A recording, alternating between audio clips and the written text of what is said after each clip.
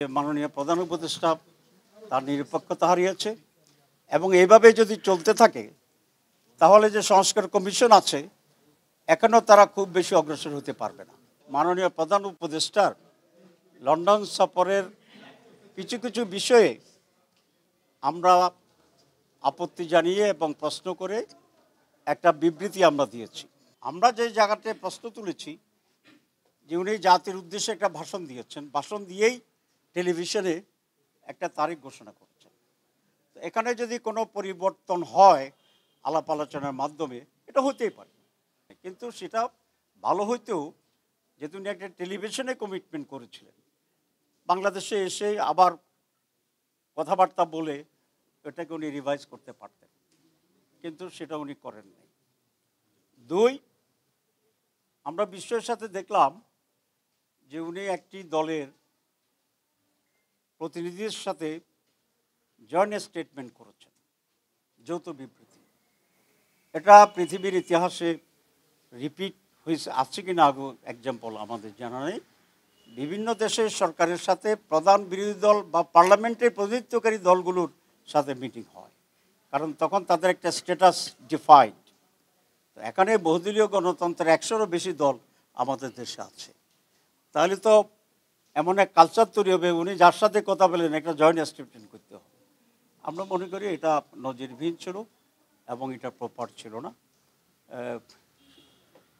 এতে অন্যান্য বাকি সকল দলেই কিছুটা বিব্রত হয়েছে, আমরাও সেরকম এটা ফিল করি। ব্যক্তিগতভাবে জামাতে ইসলামী নয়, অ্যাজ হোল সকল দলগুলো এখানে কিছুটা বিব্রত হওয়ার মতো পরিস্থিতি তৈরি হয়েছে। জয়েন্ট স্টেটমেন্ট এবং জয়েন্ট প্রেস ব্রিফিং এখানে আমাদের আপত্তি। সে কারণে প্রতীকী প্রতিবাদ হিসাবে আমরা গতকাল আসিনি। এর মধ্যে আমাদের সাথে ইন্টারিম গভর্নমেন্টের অনেক ঊর্ধ্বতন ব্যক্তিরা যোগাযোগ করেছেন এবং কাল দুপুরে মাননীয় প্রধান উপদেষ্টা আমাদের মাননীয় আমিরের সাথে ফোনে কথা বলেছেন এবং কথা বলে আমরা আমাদের কথা বলেছি, উনি কিছুটা রিয়েলাইজ করেছেন এবং উনি এটা আশ্বস্ত করেছেন যে ওনার সরকার নিরপেক্ষ সরকার, ওনারা কোনো বিশেষ দল বা গোষ্ঠীর প্রতি ইনক্লাইন না। আগামীতে এসব ব্যাপারে তারা নিরপেক্ষ এবং স্বচ্ছ ভূমিকা পালন করবেন এবং সে ব্যাপারে আরও অনেক যত্নবান হবেন। এই